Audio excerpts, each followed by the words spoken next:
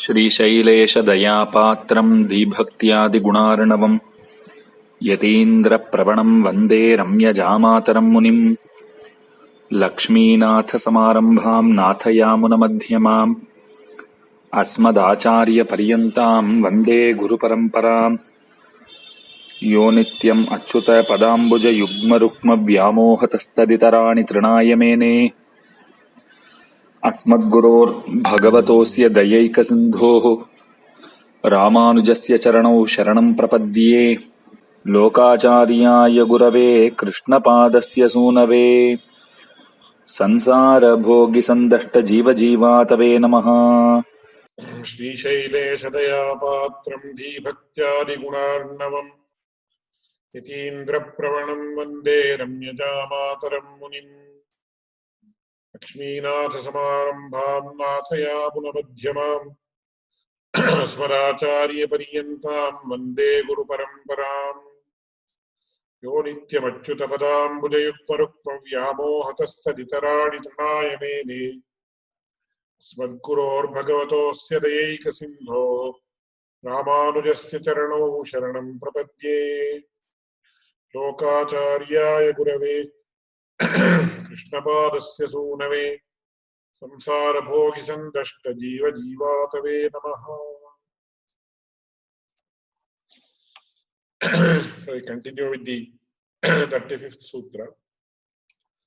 Ahayal ide sakalavedasaram.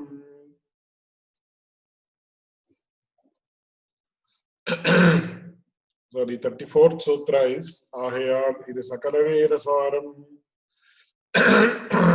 அதாவது அக்ஷரத்ரேமும் ஓரோ வேதத்தினுடைய சாரமாக சமுத்திரமாகையாலே அக்ஷரத்ரேமும் அக்ஷரத்ரயாத்மகமான பிரணவம் சகலவேதசாரம் என்றபடி இது தன்னில் சொல்லுகிறவர்த்தம் என்று தொடங்கி இவ்வளவும் இம்மந்திரத்தினுடைய வாக்கியார்த்தத்தையும் அக்ஷர சங்கேயும் பதசங்கேயும் பதத்ரயமும் அர்த்தத்ரய பிரதிபாதகம் என்னுமத்தையும் அதில் பிரதமபதம் என்ன இன்னதென்னுமத்தையும் அதுதான் அக்ஷரத்ரயாத்மகமாக இருக்கும் என்னுமத்தையும் அவ்வக்ஷரத்ரயமும் வேதத்ரயசாரமாக உற்பன்னமாகையாலே தத் சமுதாயமான பிரணவம் சகலவேதசாரம் என்னுமத்தையும் அருளிச் செய்தாராய்த்து. So Manavana Mamani very beautifully summarizes the purport of the previous 3 or 4 sutras. So you can actually represent these as bullet points, which I will tell now. So far in the previous 4 or 5 sutras, the following bullet points have been explained in great detail. First thing is the overall meaning of the mantra of the Ashtakshara Mahamantra. Second point is Akshara Sankheyam, the number of alphabets or syllables in this sutra, in the mantra. Then Pada Sankheyam, number of words in the mantra. Then the aspect that the 3 words convey 3 meanings. That is mentioned. Then Alil Prathama Padam Innadennumattayum. Among the 3 words, which is the first word, that is the Pranava. Adanan Aksharatrayatmakamaha irikkumennumattayum. The Pranava consists of 3 alphabets, and these 3 alphabets are the purports of the 3 Vedas. Therefore, the Pranava is the purport of all the 3 Vedas put together. These are the aspects that have been explained until now in the immediately preceding 4 or 5 sutras. Now, what is going to be mentioned in the 35th sutra? 35th sutra is as follows. Idil akaram sakala shabdattukkum karanamai Narayana பதத்துக்கு சங்கிரகமாயிருக்கையாலே சகல ஜகத்துக்கும் காரணமாய் சர்வரக்ஷகனான வெம்பெருமானை சொல்லுகிறது. So before I go further, I want to make a few general remarks. So in the beginning, we saw, in the sense, about 4 to 5 sutras earlier, we saw that we came across a sutra where it said, Aishwarya Kaivalya Bhagavallabhangalai ஆசைப்பட்டவர்களுக்கு அவற்றை தலைக்கட்டி கொடுக்கும். So by chanting the Ashtakshara Mahamantra, those who are desirous of attaining material prosperity will attain that. Those who want to attain Kaivalya will attain that. Those who want to attain Moksha will attain that. So then I was just thinking, how many times one has to chant? 10 times every day, 15 times, 50 times, 100 times, something like that. Then yesterday I was having a discussion with a great scholar in Melkote, a very old and reputed scholar. Then he told me, if a person has to give the Ashtakshara Mahamantra, the Upadesha of an Ashtakshara Mahamantra, then for him to get the eligibility to teach the Ashtakshara Mahamantra as an Upadesha, in the sense, in the traditional way it is done, then for a long period of time, he has to chant the Ashtakshara every day 8,000 times. So, for a considerable duration, they don't say 10 years, 15 years, because as far as the chanting or meditation upon the Lord is concerned, the Brahma Sutra says, Aprayana tatrapihi drishtam. Until the person lives, he has to engage in the meditation of the Lord. He has to engage in the chanting of the names of the Lord, especially these mantras, etc. And if a person has to become eligible to give it in Upadesha to others, even for one person, he has to chant it minimum 8,000 times for a long duration. How much they don't mention, because it depends on the person.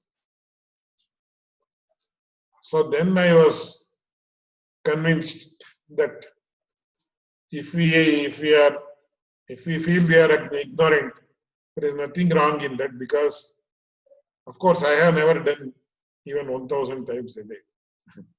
Maximum we may do 10 times, 100, 108 times or something like that, which is grossly inadequate. But what happens after a longer period of time, it becomes faster. You get more and more acquainted with the mantra, and so many good things occur. So even if we don't want good things to happen, they will start happening. But for that to happen, you have to do it minimum 8,000 times a day. That means, I think you have to spend 4 to 5 hours a day. But 4 to 5 hours a day is not very, it's not impossible. But we have so many other things to do in life for which we give priority, that we totally ignore these things. So, of course, doing it 10 times or 100 times also is good. It's not bad, but it's grossly inadequate. So we cannot claim that we have not attained any fruits or results by chanting the Ashtakshara, because unless you do it for the prescribed number of times, how can you say that it is not fruitful? And all the thoughts occurred to me only because I thought, no, I have done for so many years, what has it given me? So I cannot claim anything because I have done it. Almost the number of times I have done it is almost next to nothing when compared to what is actually prescribed. So this is generally, I wanted to share with you my thoughts about the chanting that how much one is expected to do according to the procedures and how much less or almost next to nothing that people like me are doing. But that means you have to take more motivation and do it more and more and more. Anyway, so among the first three words, that is Om, Namaha, and among the three words Om, Namaha and Narayanaya, the first word is the Pranava, which is Om. And among the three alphabets or syllables that constitute the syllable Om, you have Akara as the beginning letter. So this Akara is very, very, very significant because Akaram Sakala Shabdattakkum Karanamai. So we have several statements in the Vedic passages or Vedic literature rather, stating that Akaro vai sarvavak. So the Akara is the root cause of all the sounds and also all the words. So I don't think it would be out of place to mention one very important experiment that my revered father had done when he was doing some sound analysis of the Sanskrit alphabets. So he was actually involved in speech generation and speech analysis. So in Sanskrit, especially the Paninian grammar, they have mentioned these are the factors that are responsible for generation of speech. So they say Bahya Prayatna and Abhyantara Prayatna. They are of two types, internal efforts and external efforts. That means for the speech to be produced through the sound box. So you have what is known as gutturals, palatals, we call it as Kanthya, Dantya, Oshtya, etc. Gutturals, palatals, Kuha Visarjaniyanam, Kanta, Akara, Kakha, Gaghanga, and Hakara and Visarga, these are called gutturals or Kanthya Varnas that are produced in this portion of the sound box. So when you say Ka, you can find out Ka. There are two portions actually come and touch like this. Ka. You can pronounce it and see. Then Ichu Yashanam Talu Ikara, Chavarga Chacha Jajanya, and Ya. Here what happens? The tongue touches the upper portion of the palate. Cha. You can pronounce it and see. Then I don't remember the exact English translation. So then you have the labials, that is Papa, Babama, etc. Where Riturashana Murdha. Ta. Many times I see that many people from Russia and other countries, they are unable to pronounce these labials or something where the tongue actually, it goes reverse and then touches the inner portion of the palate. Ta, tha, etc. So they are unable to pronounce that. Though we say ta, they will say it as taun. So that is murdha, murdhanya aksharas. Cerebrals are linguals. Then their dentals, tha, tha, etc. Where the tip of the tongue touches the base of the teeth. That is why they are known as the dentals. Litu lasanam danta, lakara, tavarga, tatha, dadhana, etc. And upu padmaniyana oshtav, u, pa, ha, ba, bha, ma, these are all oshtav, the two lips. You may give the translation if you are familiar with it.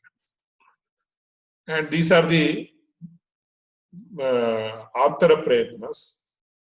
Then you have Bahya Prayatnas, which is Vivaraha, Nadaha, Samvaraha, Kosha, voiced, unvoiced, Alpa Prana, Mahaprana, aspirated, unaspirated, etc.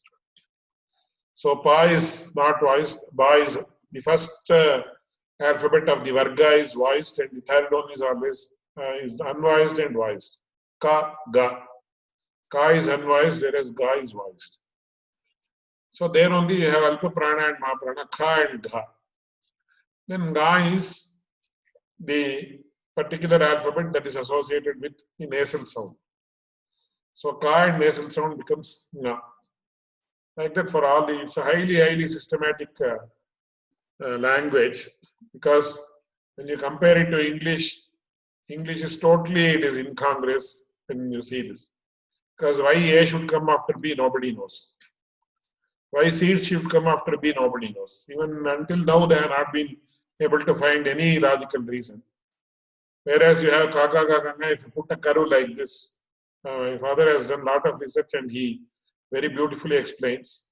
So Ka, you start from Ka, that is the gutturals, and you come unto the labials. So gradually it's a progression, natural progression from the gutturals to the labials. Then you have the avargiya vyanjanas, but before that you have the swaras once again. They are also arranged in the same manner. A, I, U, R, L, like that.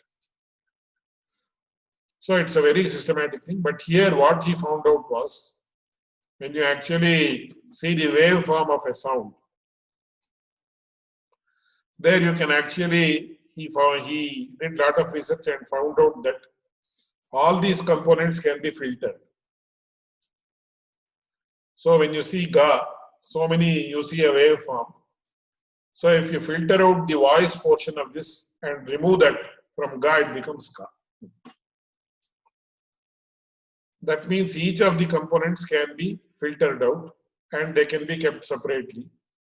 So just as like if you want to prepare sambar, you put so many ingredients and make it into sambar. Similarly, if you put this, 5 ingredients, it will become Ga. If you remove this and put some other ingredient, it will become Ka. If you remove the aspiration, it will be, add aspiration, it will become Gha. If you remove it, it will become Ga.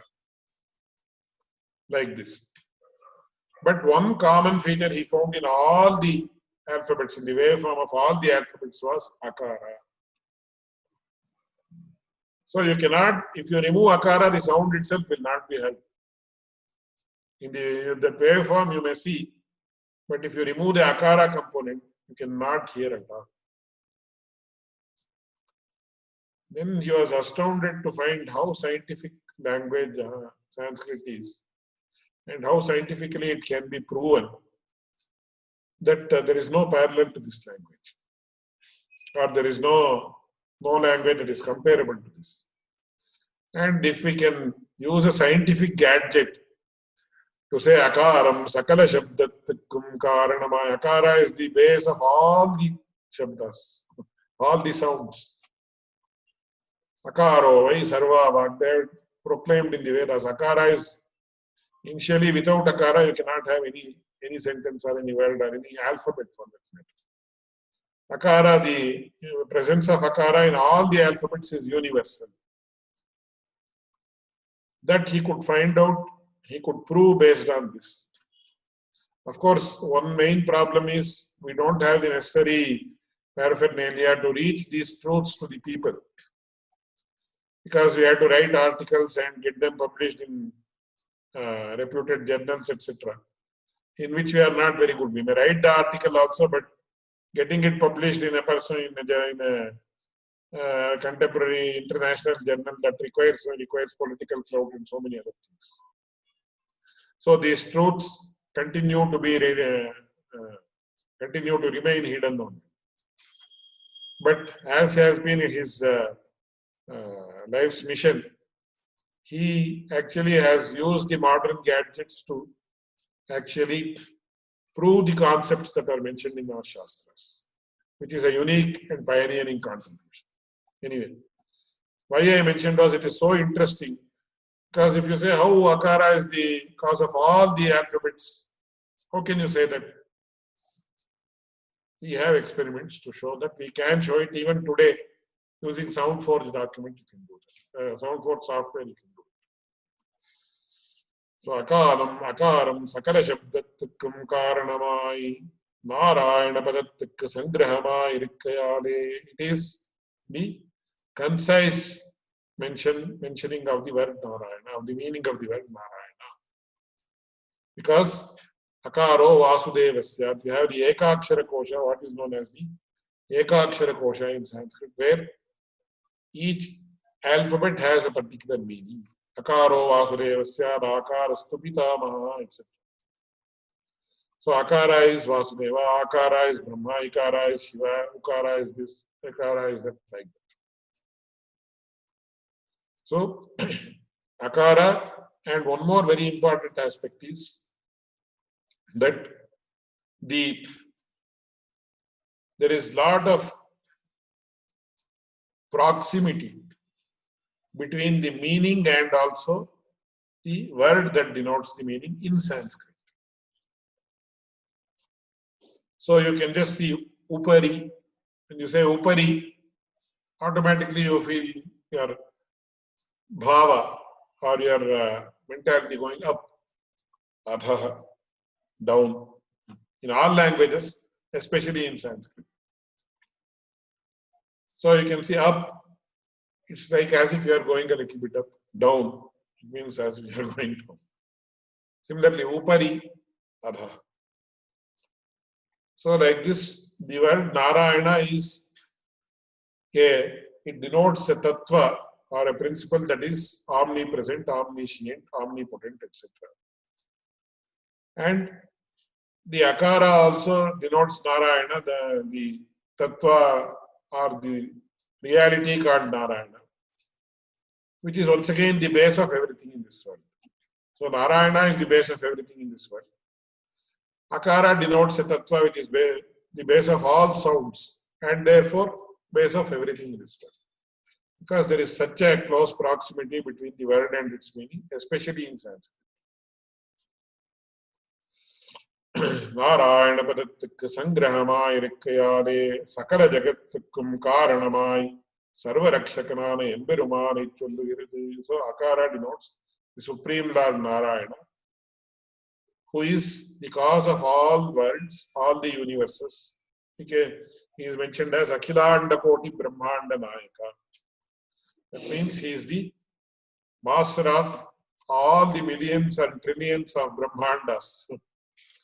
You can Brahmanda, you can take it as the solar systems or stars or whatever it is. Solar system is only a part of the, what do you call, the galaxy.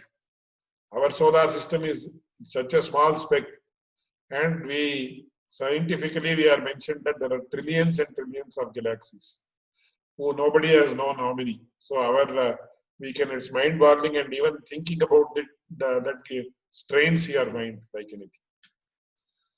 So Sakala Jagatthukkum, you can take it as all worlds or all galaxies or whatever. It can expand to any extent based on your conception. Therefore, and Sarva Rakshakanana Emberumane Chollugirathu. So it denotes the Supreme Lord, who is the Lord of all the galaxies and also the protector of all these galaxies. So we will study the commentary now. அதாவது இவ்வக்ஷரத்ரயத்திலும் வைத்துக் கொண்டு பிரதமாட்சரமான ஆகாரம் நாமரூபம் ச பூதானாம் கிருத்யானாம் ச பிரபஞ்சனம் வேதசப்தேப்யேவாதௌ தேவாதீனாம் சகாரசஹ என்கிறபடியே லௌகிக சகல சப்தங்களுக்கும் வேதம் காரணமாய் பிரணவாத்யாஸ்ததா வேதாஹ ஓங்கார பிரபவா வேதாஹ. So it is mentioned like Pranavadyas-tatha Vedaha Pranave Pariyavasthitaha Vagmayam Pranavas Sarvam Smat Pranavam Abhyaseti Omkara Prabhava Vedaha Omkara Prabhava Swaraha Omkara Prabhavam Sarvam Jagatsthavara Jangamam. Then Samasta Shabda Moolattvati Akarasya Swabhavataha Samasta Vachya Moolattvati Brahmanopi Swabhavataha Vacyavachaka sambandhastayorarthat pratiyate. என்கிறபடியே சகல சப்தத்துக்கும் காரணமாய் சர்வேஸ்வரன் சமஸ்த வஸ்து சரீரத்தையா சர்வரக்ஷகனாயிருக்கும்படியே பிரதிபாதிக்கிற நாராயண பதத்துக்கு சங்கிரகமாயிருக்கையாலே யதோ வாயுமானி பூதானி ஜாயந்தே ஏன ஜாதானி Jeevanthi Saeva srijan satasargakarta. Saeva srijya satasargakarta. Saeva patyatticha Katticha Palyatecha இத்தியாதிகளில் சொல்லுகிறபடியே எல்லா ஜகத்துக்கும் காரணமாய் எல்லாருக்கும் ரட்சகனாய் இருக்கும் எம்பெருமானை சொல்லுகிறதெங்கை. இத்தாலில் அச்சரத்தில் பிரகிருத்தியர்த்தமான காரணத்துவமும் தாத்வர்த்தமான ரட்சகத்துவமும் சொல்லித்தாய்த்து. இவ்வகாரத்துக்கு நாராயணபர சங்கிரகத்தையா ரட்சகவாச்சித்வம் சொல்லும் போது தாத்து சித்த வேஷத்தை அவலம்பித்தே சொல்ல வேணுமிரே. So here he actually extracts or quotes rather the different pramana vakyas or the statements from Vedas, Upanishad, Itihasas, Puranas, etc., which actually mention about how great, how important, how all-encompassing the pranava is, and among them how akara is the most important component, which I have just explained in detail. Apart from that, two important aspects. If we consider a as a word, according to Sanskrit grammar, if there has to be a word, it is mentioned as, Panini mentions it as suptingantam padam. That means it should have two components. One is the Prakriti component and the other is Pratyaya component.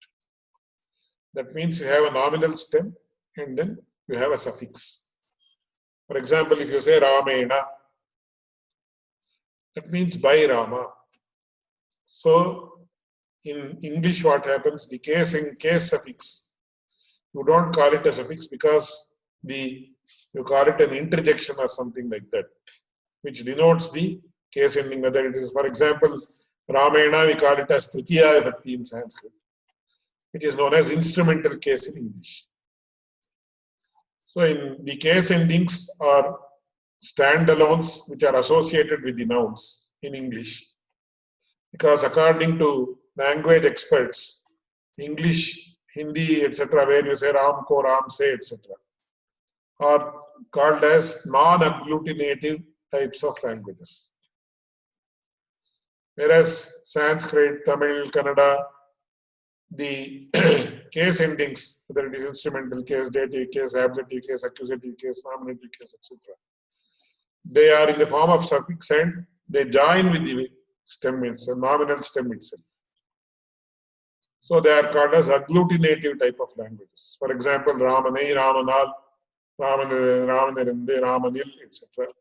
In Kannada, we have Ramanannu, Ramaninda, Ramanige, Ramanalli, Ramana, etc. So in Sanskrit also, you have Ramasya, Ramena, Ramate, Ramaya, etc.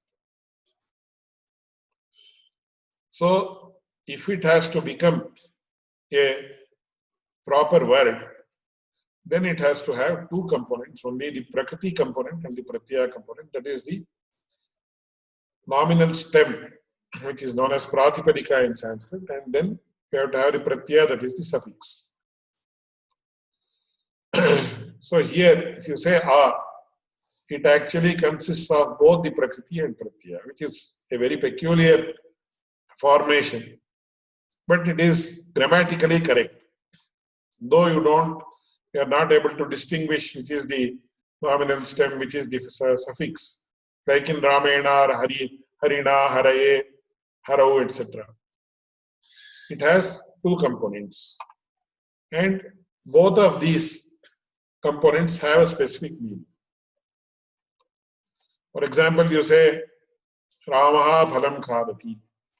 Rama eats a fruit. So here Ramaha is Ramaha, Ramo, Ramaha. Ramaha is the nominative singular case ending of the nominal stem Rama, which is the Pratipadika as per Sanskrit language. So what is the case ending that the nominative case singular suffix, which is su, which is added to the nominal stem Rama, which results in the word Ramaha. What does the suffix mean? The suffix denotes the agency. Once again, I am putting it in the grammatical, technical language. So Rama is the agent who performs the task of eating, which is done on the fruit. So he is the agent who is the performer of the activity called eating, which happens on the fruit, which is called as Ramaha Phalam Khadati. So Ramaha, here the nominative case suffix denotes that Rama is the agent, or it denotes the aspect of agency of performing a particular action which exists in Rama. So this is how grammatically Sanskrit language, or the words that are there in Sanskrit, are analyzed and mentioned in a technical jargon actually. So agency means a person in whom there is doership. So Rama is called the agent.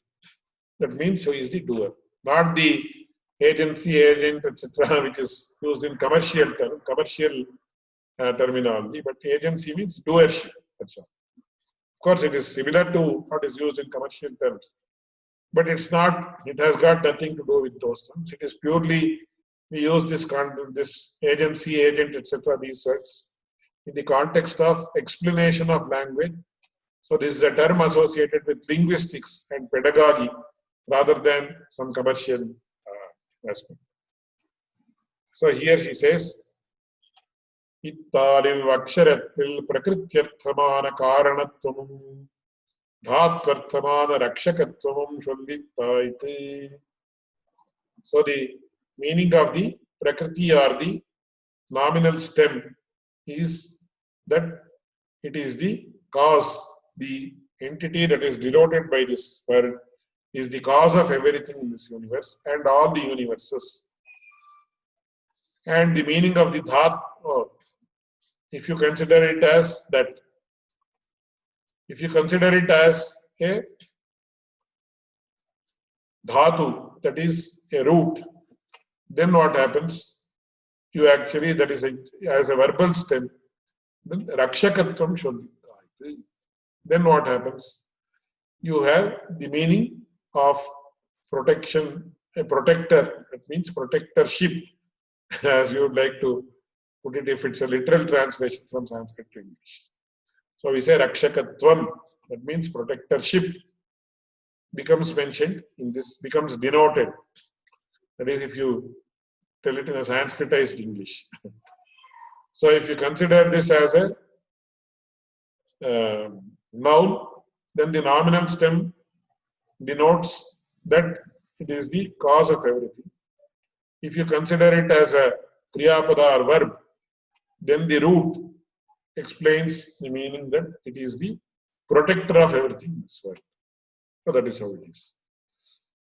So that is very well established by Mami, and also the different shlokas I have explained their purport. So I am not going to detailed exposition of the shlokas, which I have just told now. That is Pranavadyas tatha vedaha pranave paryavasthitaha Vangmayam pranavas sarvam tasma pranavam abhyaseti Omkara prabhava vedaha Omkara prabhava swaraha Omkara prabhavam sarvam jagat sthavara jangamam. These two are mentioning about the all-encompassing nature of the pranava or Omkara.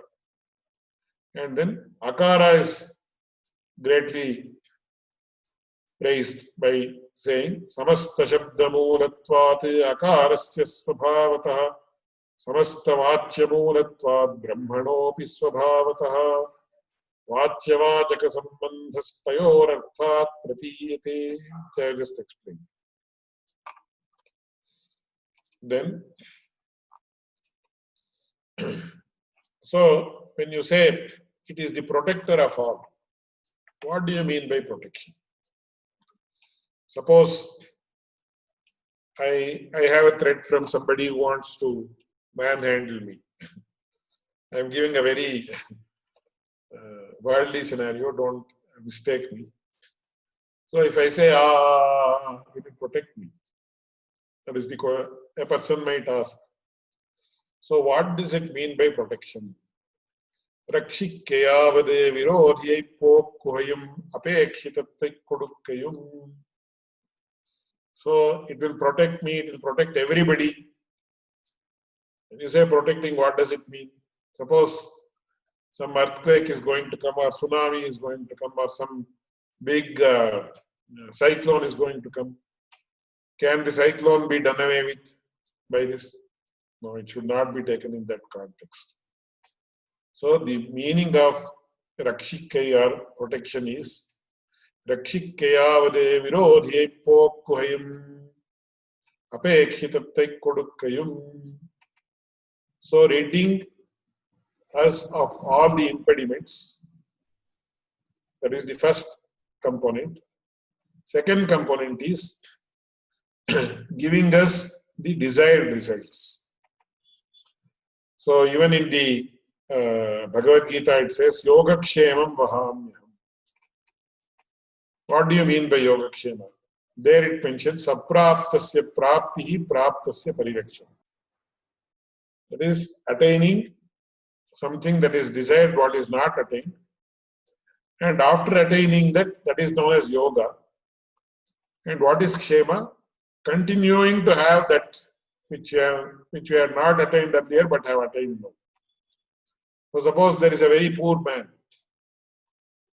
So suppose he gets $1 million in a lottery. That may be called as yoga because apraptasya prapti. He never had seen any money in his life. Now he has got $1 million. But in the next week, if he goes to Las Vegas and gambles the entire $1 million, he may, based on that, he may take some loans also. So he may be, after 10 days, he may be left with $500,000 in debt. Then what is the use of this $1 million that he got? So it is very important that praptasya parirekshanam. If something good has happened, that has to continue. It should not be momentum. That is one aspect. Apart from that, Rakshi virodhye pokkoyam apayakshitatte kodukkayam is what? Anishta nivritti and ishta prapti. Both aspects, that he should be rid of all the things that he wants to give up, and also he should get the things that he has decided. Once again, I'll give one more example. Suppose a person, he wants money and he doesn't have money now, and he is also having a lot of diseases. So he wants to have very delicious sakara pongal, which is prepared in a very nice manner by all the Sri Vaishnava shrines and houses. But he is highly diabetic. Even if he consumes one small morsel of sugar, his sugar will shoot up and it will result in some bad consequences. And then suppose somebody comes to his house and gives him 10 kgs of sugar and says, you please prepare all the sweets you want and consume. Can he do it? So anishta nivritti has to happen first. He should get himself rid of all the diseases, at least control them. Then ishta prapti. So this is what is known as rakshana, not physical protection. Physical protection may also get included in that. But it's not limited to physical protection alone. So adavade rakshakatvantam anishta nivartakatva ishta prapakatva rupena dvividhamahayane ஈஸ்வரன் சேதனைரை ரட்சிக்கையாவது அவர்களுக்கு துக்காவகமான விரோதிகளை போக்குகையும் சுகாவகமான அபேட்சிதத்தை கொடுக்கையும் என்கை. That means it should give them what actually gives them happiness, what actually begets happiness, and it should rid them of what actually gives them misery. So, for example, if a person is having diseases, those diseases should be warded off. And if a person wants to have a house or a car or some prosperity, it should give him that. In very mundane terms, I am telling.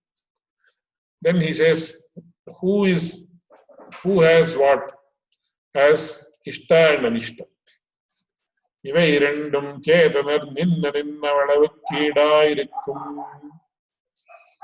So what does he want? What does he not like? What does he like? What is anishta and what is ishta? Each person has his own definition of Ishta and Anishta. So some person might say, I want to have a lot of property because I want to enjoy the property. A person who has a lot of property will say, it's my destiny, bad destiny that I have so much of property has been thrust upon me by my elders. I cannot leave it, I cannot have it. I ask God to rid me of all these properties because I want to be happy from all this. So is property Ishta or Anishta depending upon, it is Ishta or Anishta depending upon the person. It's not standardized. Because it depends on the disposition of the person. So he says, Iva irandam chetanar ninna ninnaadavikku idairikkum. So Swami Manavada Mamani very beautifully comments. He says, Ivan போக்கும் விரோதியேது கொடுக்கும் அபேட்சிதமேது என்ன அருளிச் செய்கிறார் இவை இரண்டும் சேதனர் நின்னவடவுக்கீடாயிருக்கும் என்று தத்தததிகாரானுகுணமாக இருக்கும் என்கிறபடி. So it is based on the disposition of the person. It is not standardized. And very beautifully Pilladokacharya says, சம்சாரிகளுக்கு விரோதி சத்ருபீடாதிகள் அபேட்சிதம் அன்னபானாதிகள். So ordinary worldly beings who are called as samsaris. What is Ishta for them? What is Anishta? Samsarihalukku virodhi. Anishta is Shatrupidadigal, enemies, and Pidas or afflictions from various sources. Affliction from family members, affliction from natural calamities, affliction in his workplace, whatever it may be. So that is all that is encompassed in the word Adi. Shatrupida Adi. Adi means etc. You can add all those things, whichever you want to be added.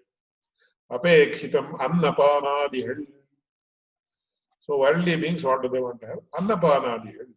They want to have food, drink, etc. And etc.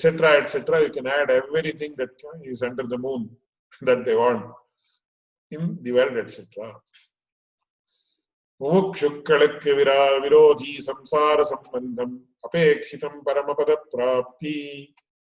If he is a mumukshu, moktum ichuhu mumukshuhu, a person who is desirous of attaining moksha or paramapada, for such a person, virodhi samsara sambandham. What is detrimental to him? The association with this samsara or worldly, this world itself. This worldly world, I would like to put it like that. The world which is worldly is not good for him. He doesn't want to have. Apekshitam paramapada prapti. He wants to attain paramapada. That is his Ishta. What is Anishta? Samsara sambandha. Muktarkum nityarkum apekshitam kai virodhi kai. Muktarkum nityarkum virodhi kainkariya hani apekshitam kainkariya vidhi. So if you have the muktatmas and nityatmas, nityamuktas, that is those who have, the muktas are those who have been in the samsara some time ago, but have attained paramapada. They are called as muktas. The other category of jivas is nityamuktas. That means they have never had any association with the world at all. Like Ananta, Garuda, Vishwaksena, etc. They are called as nityas or nityamuktas. Both are. Nityamukta means eternally liberated. So for them, what is detrimental? Kainkariya hani. So if you say don't perform the servitude of the Lord or don't engage in the servitude of the Lord, they don't like it. But that never happens, of course. Apekshitam kainkariya. They want to do more and more of service to the Supreme Lord. So, Manavada Mamani comments upon this very nicely once again. அதாவது தேகாத் சம்சாரிகளுக்கு means what? அதாவது தேகாத்மாபிமானிகளும் அபிமானாதிகளும் சப்தாதி விஷயானுபவமே யாத்திரையாயிருக்கும் சம்சாரிகளுக்கு நிவர்த்தியமான விரோதி சத்ருக்களால் வரும் நலிவு துடக்கமானவை பிராபியமான அபேட்சிதம் shore தண்ணீர் முதலானவை என்கை சத்ருபீடாதிகள் என்கிறவிடத்தில் ஆதி சப்தத்தாலே ஆதிவியாதி முதலானவத்தால் வரும் பீடைகளை சொல்லுகிறது. அன்னபானாதிகள் என்கிறவிடத்தால் ஆதி சப்தத்தாலே ஸ்ரக் வஸ்திராபரண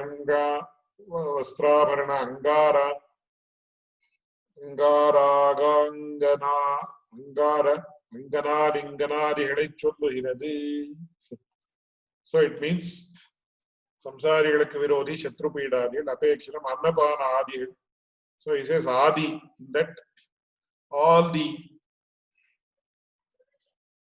materials of sensual pleasures.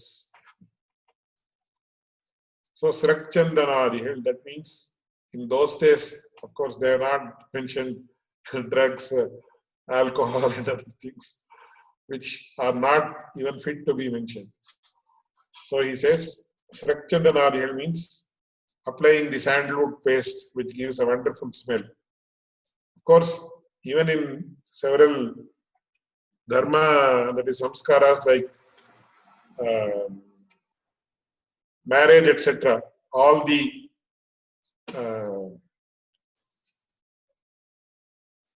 invitees are offered srakchandanadigal, that is, they are offered sandalwood paste and other things they have to apply.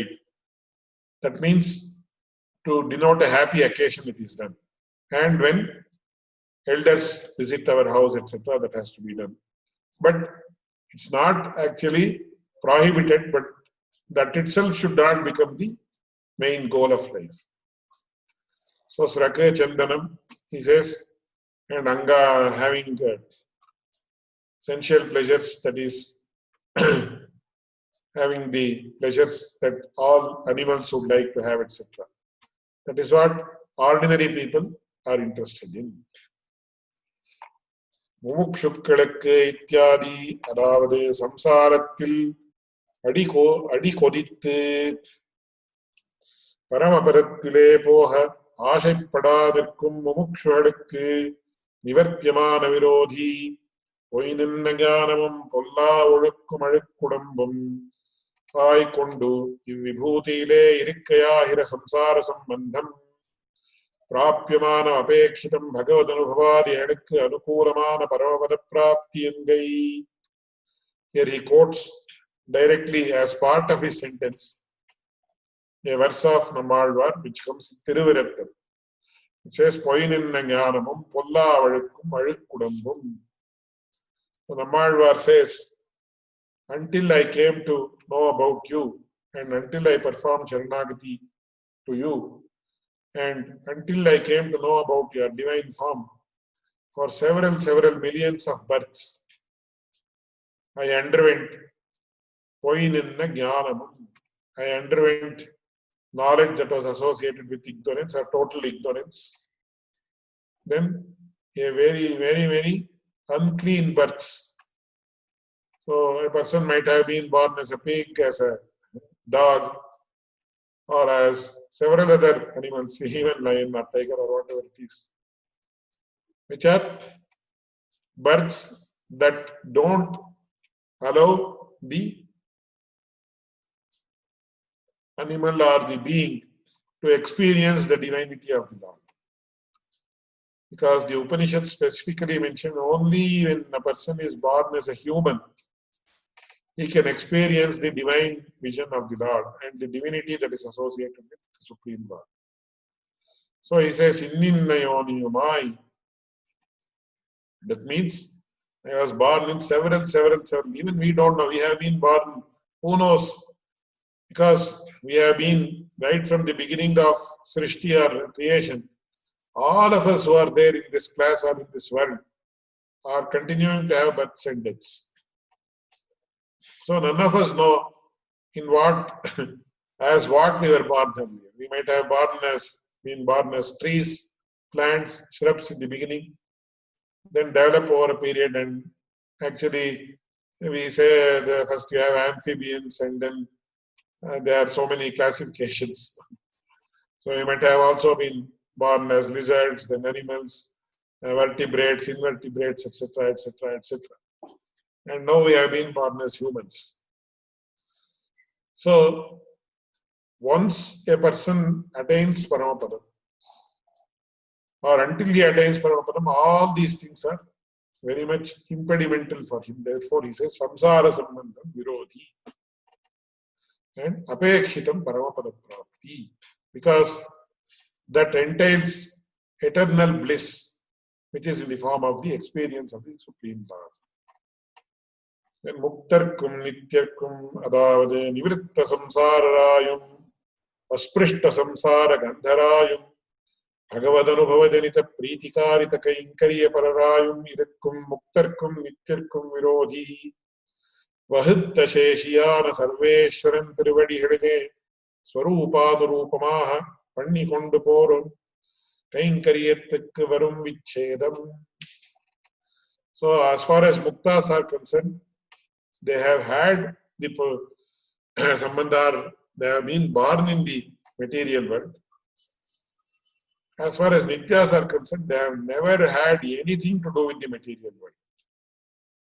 But if at all in such a scenario, of course that scenario never arises, they are prevented from doing kainkariya or servitude to the Lord, then that they feel is most detrimental or unfathomable even.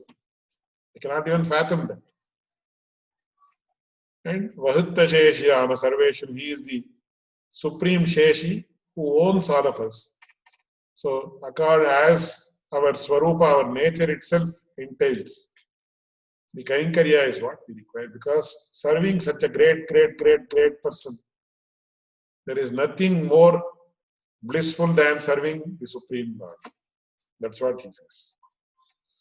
Uttarottaram adishayde adimeshayde chenduhayahira Kainkariya vriddhi engai ஆஹா இப்படி அதிகாரானுகுணம் விரோதியை போக்கி அபேட்சிதத்தை கொடுக்கையால் ஈஸ்வரனே சர்வரக்ஷகம் என்னும் சொல்லித்தாய்த்து. So how can a person term the Supreme Lord as Rakshaka or protector? So protector means a person who bestows all that we aspire for and who rids us of all that we despise. So this is what is the definition of protectionism or something like that, however you would like to put it. So this depends on the nature of the person. If he is a samsari, that is who is engaged and he is a bonded soul, then the nature of ishta and ishta are different. If he is a mukta, that is mumukshu, then it is different. If he is a mukta or nitya mukta, then it is different. But for all these classes, the Supreme Lord is Rakshaka or protector in this sense. That is what this sutra says.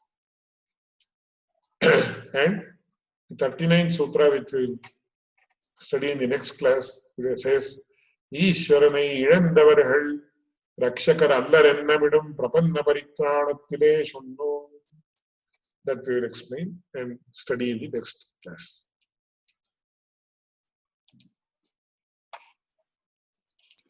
So, Swami, can we ask some questions? Yes, please. So,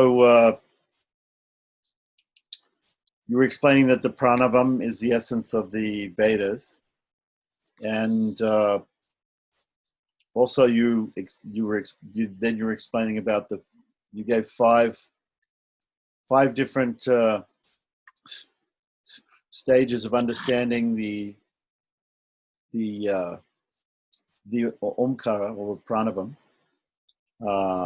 Oral meaning, the number of aksharas, the number of words, the meaning of the three words, and that the first three words contain the different alphabets. Then you were discussing about how the Astakshara should be chanted.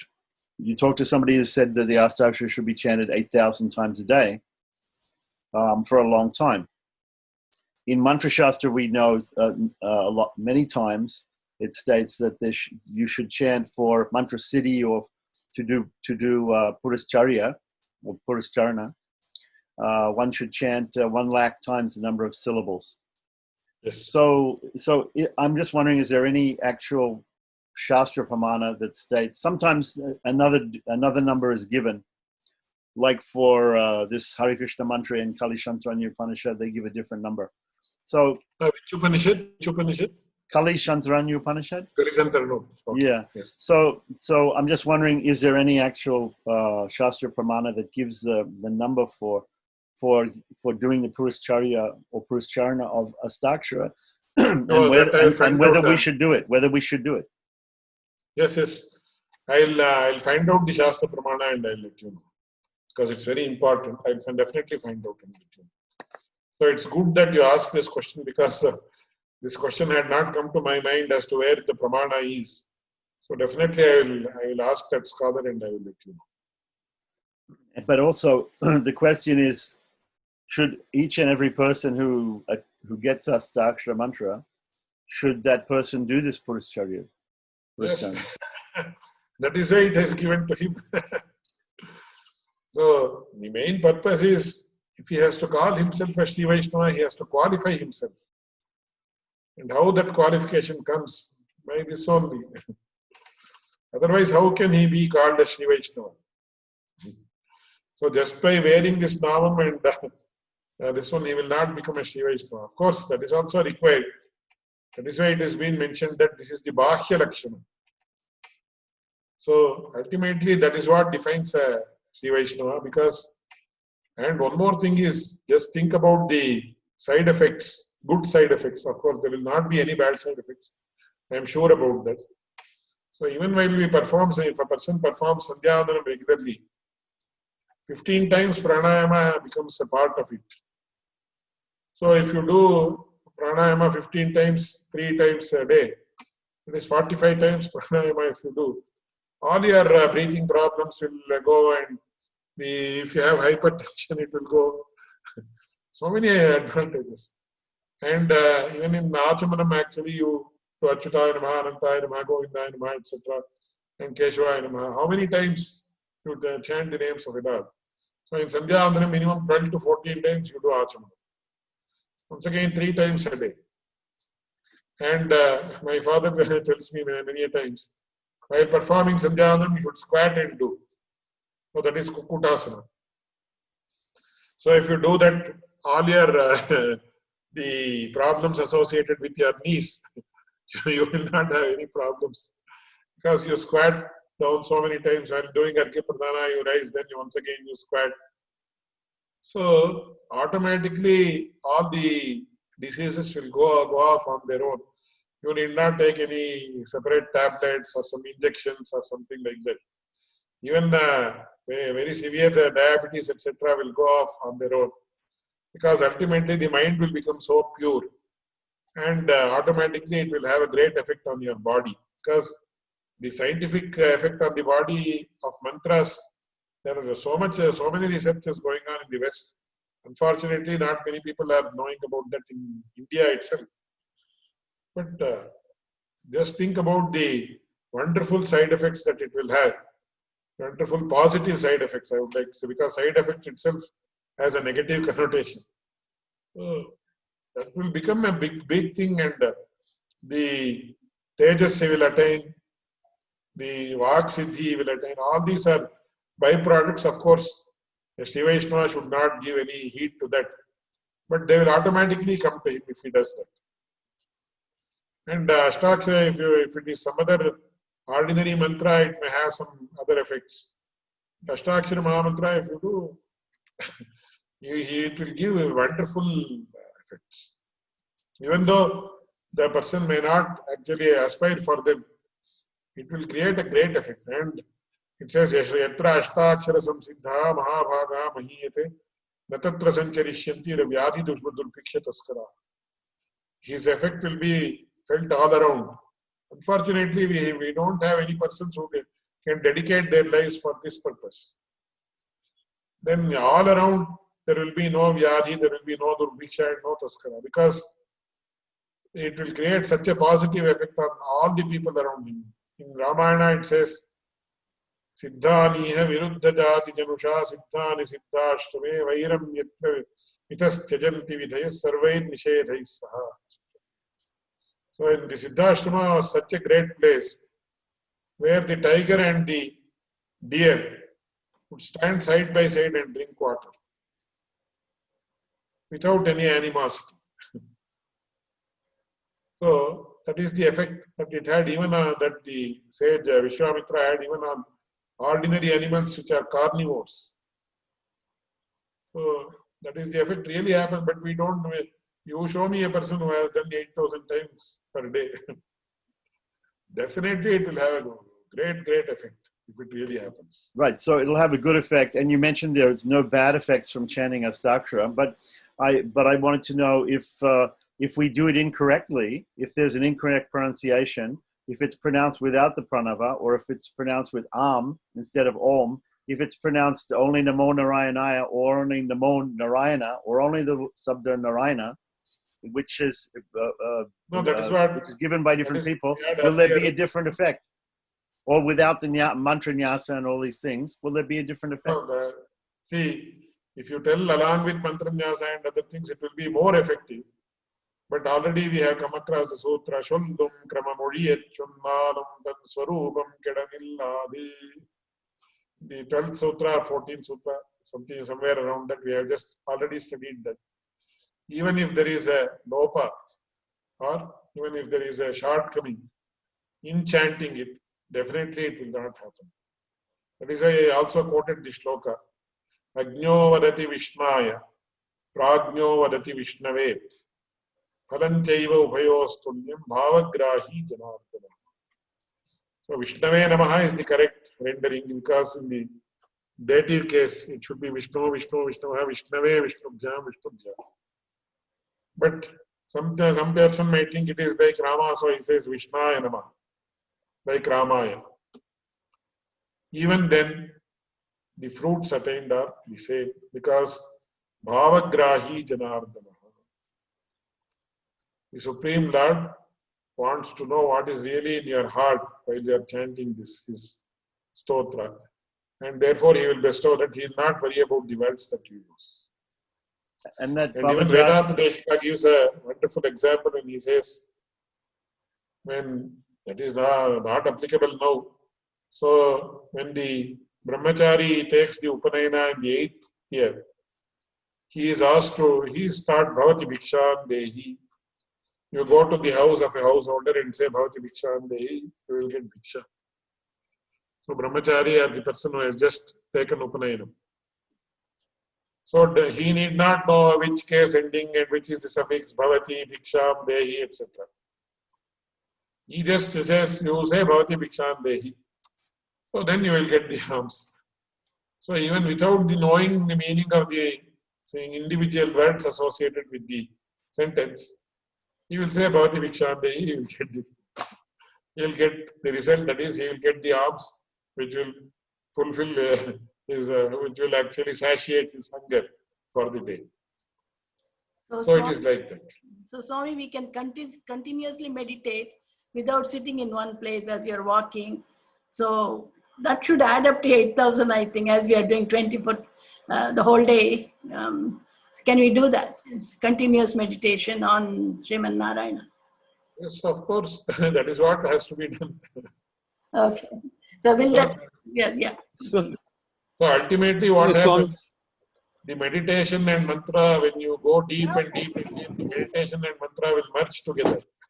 Of course, I don't have that experience, but I have heard from great people that ultimately what happens, the mantra, if you chant it so many times, it will result in meditation, and meditation and mantra will merge, because mantra murtayaha devata. So the form of the Lord itself is the mantra. So if you do it such a long time, for several years, if you do 8,000 times, you will become a great yogi. There is no doubt about that. And you will see the results. Swami. Yes. Yes, Swami, that's what I wanted to add to that. As Mrs. Balaraja was just asking, is that Sripad Ramanujacharya, he said that, you know, the Dvaya mantra we continue to chant constantly. And I'm thinking the reason for that is because it doesn't contain Om in it. Whereas Ashtakshara has Om and you have to do Nyasa and all different things to chant Ashtakshara. Sorry, Keshav, can you just repeat the question? I could not hear it properly. So he's saying, Govindacharya is saying that normally we hear that Sripad Ramanujacharya has recommended to chant Dvayam all the time and not Ashtaksharam. And he's asking, is it because Ashtaksharam contains the pranava? That because the Ashtaksharam contains the pranava syllable, that we should do all the mantra nyasas, we should do it when we are clean, and probably we should not think of it all the time. I don't think it is like that. It is, see, this is known as mantra radha, and that is mantra ratna. So and in the Tiruvararana command, every place, in some places they say Ashtakshara, and in some places there is this Dvaya. And they are not too different or something. So it depends upon your disposition. If you want to make known explicitly your Sharanagati to the Lord, you chant Dvaya. Otherwise, Ashtakshara is also fine. So there is no like, is this great, or is that less, or something like that. And it has been mentioned the Ashtakshara, the purport of Ashtakshara is expanded in the Dvaya. And it is practically shown in the Charamashloka. Right. I also wanted to remind you that we were discussing before in a previous class about Narayana Upanishad Madhusudanam, and you were going to find out what is the exact Sandhi rule for that. Yes. That and also a few other questions I have. So you also not been able to contact that scholar. I'll just find out and you also mentioned Ekakshara Kosha. There is an Ekakshara Kosha. Is it available? Yeah, online. So actually, there are several Ekakshara Koshas for that matter. Okay. Several in the sense 4 or 5. I can look at most of them are almost, they are all valid actually. There is nothing. There is some additions or some omissions. But Ekakshara Kosha is definitely, and in Amara Kosha itself, we have several single syllable words. Gotra Kuh Prithvi, Prithvi Gotra Kuh. Kuh means earth. Right. So that you have several in there in the Amara Kosha itself. But for example, Nakshatra, Namaksham, Bham, Tara. Bham means Tara, that is star. So they have extracted the information and made it into Ekakshara Kosha for ease of remembering, which is one another unique feature of the Sanskrit tradition. They made collected all these and made them into shlokas, so you can memorize them and easily refer whenever you want. Online here, not online here. Right. Ekakshara Kosha is very, very beautiful Kosha, and when you are actually composing verses in Sanskrit, you require them. Because in a very small, if you want to put lot of information in an Anushtup shloka, you use the Ekakshara Kosha, which is a very, very evolved language, very, very evolved type of expression, which you don't find in any other language. Right. Okay. So you were also mentioning about the Brahmandas, and you were suggesting maybe galaxies or solar systems and things. But sometimes we hear, in Shastras, we hear that the Brahmanda is covered by the different Panchabhutas. So if the Brahmanda is like a coconut, if it has a shell, how can we cannot see? That is how I think in Srimad Bhagavatam and all it mentions about the Andakataha or something like that. Andakataha means a shell, that is a egg-like shell in which all the solar system and so many other things, the 7 above lokas, 7 adho lokas, that is the nether worlds, upper worlds, etc. are situated. But whether it is associated purely with the physical things or not, physically whether they are like that or not, we don't know. There is a lot of debate in that regard. Okay, so it might be figurative. It might not be literal. That Correct. I understand. Okay, so then moving on to in today's class, we were talking about 4 types of people. We were talking 4 types of chaitanas or jivatmans. We have the person who's a samsari, the person who's the mukta. Then we have the mumukshu. Then the person who's the mukta and the person who's the nityasuri. Okay, Yes. so but what about the kaivalyarthi? The person it didn't mention in there about the person who's gone to kaivalya. Personally, I am of the opinion that there is not much authentic information about kaivalya.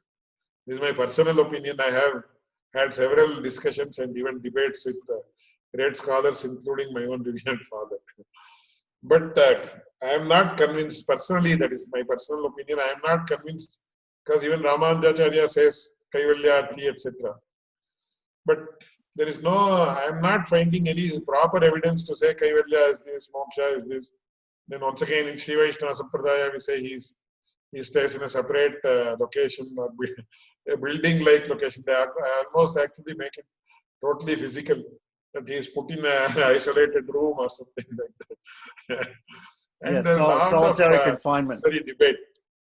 Sorry? Solitary confinement. Yes, solitary.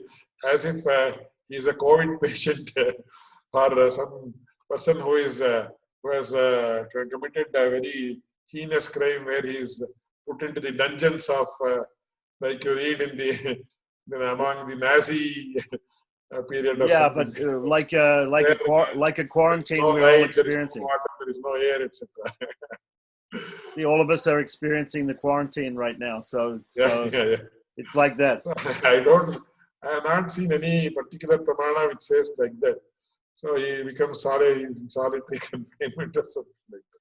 So also, I don't encourage too much of discussion because it's totally alien to us, the topic. Yeah, it comes up because we keep asking about the meaning of Sayujya Mukti, because there's in Narayana Upanishad, which is the pramanam for Astaksham, the Veda pramanam. So it says Narayana Sayujyam Avapnoti, Sriman Narayana Sayujyam Avapnoti. Yes. So what does Sayujyam actually mean? That's the question. No, that is mentioned properly. Sayujoha bhavaha sayujyam. Sayukt means samana guna yoga. That has been mentioned specifically. They have Salokya, Samipya, Sarupya, and Sayujya. You have 4 types of mukti. Gradually it happens, they say. But some people, once again, unnecessary debate. Only Sayujya is real mukti, other 3 are not mukti. So it's not like this is given to some people and that is not given to some people. Gradually it occurs. That's why it is called as Krama Mukti. Some people don't accept the other 3 as mukti. See, if somebody wants to debate for the sake of debating, we cannot enter into a debate. So Sayujya is well defined because it says Samana Guna Yoga. Sayujoha Bhavaha Sayujyam. Sayuk, that is Yujiri Yoga, is the root. So Sayuk means they have mentioned it as Samana Guna Yoga. That means Apahata Papmatvam, Vijaratvam, Vimrityutvam. That is Apahata Papma, Gunashtaka Yoga they call it. That is Apahata Papma, he is rid of all the sins. He is devoid of all the sins. Vijaraha, Vimrityu. No old age, no death.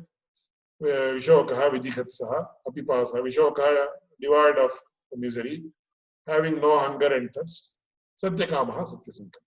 And these gunas can expand into hundreds of thousands of gunas. So that he will become equal to the Lord in all aspects, except that is mentioned in Jagat Vyapara Varjadikarna in last Adhikarna of Sri Bhasha, where he said he cannot have Shriyaf Patitva, he cannot have the Karanatva, that is, he cannot become the cause of the universe, he cannot create, dissolute, or become the cause of the sustenance. These are the issues that he cannot have. Other than that, all those things he will have. That is what is Sayujyam. Sayujyam is well different.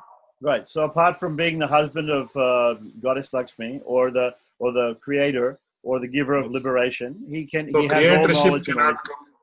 Shriyaf Patitva cannot come. Right. Right.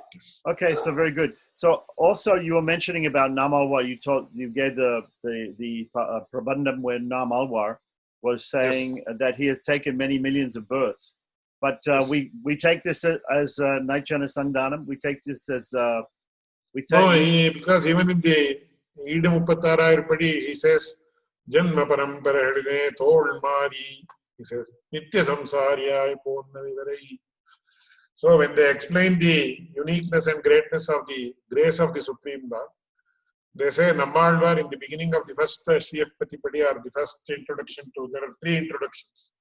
The first introduction specifically, Nambillai, who is one of the premier most acharyas, who was 3 generations earlier to Puttadokacharya, he says, Janma Paramparayane Tolmari.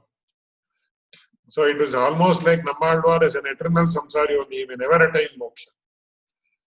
And he has taken several births. And when he was actually feeling, or it came to such a state that he may never attain moksha at all, by the divine grace of the Lord, he became Nammalvar. So it's a matter of debate once again whether he performed any sadhana or anything like that. Irrespective of that, we say the divine grace of the Supreme Lord is so great that even a person who thinks that he may never get liberated, gets liberated, if he becomes the recipient of the grace of the Supreme Lord. So once again, we take the idea that Namalwar is an incarnation of Vishwaksena, that he is that is when you figurative. It's figuratively. When you see the greatness of his, then you say he is the avatara of this. But when you want to explain and understand the greatness of the Rahetuka Kripa or whatever you call it, of the divine grace, then you say he is an Nitya Samsara. So they are not mutually contradictory. So they are, when you want to see the greatness of this is how you see it. When you want to see the greatness of that, you see it like this. Okay, so just to finish off, the pramanas that for the definition of Sayuja will come in Sri Bhashya, and this Bhavagrahi Janardana pramanam is coming from where? Where is it from? That I don't remember. You can find out online. Otherwise, I'll find out in LinkedIn. Okay. I have read it in the introduction of a Sanskrit grammatical text. Let's see. Okay, so those were all the points that I got from this class, and then thanks for the nice discussion. Thank you.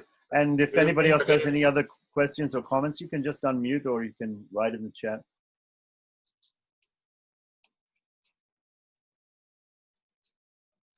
So I think there are no questions, or even if there are questions, we can have it next week. Correct. So thanks once again for the nice interaction. Lokacharya Gurave Krishnapadasya Sunave Samsara Bhogi Sandashta Jiva Jivatave Namaha Himate Saumyajama Tribhunindraya Mahatmane Shrirangavasine Bhuyat Nityashri Nityamangalam.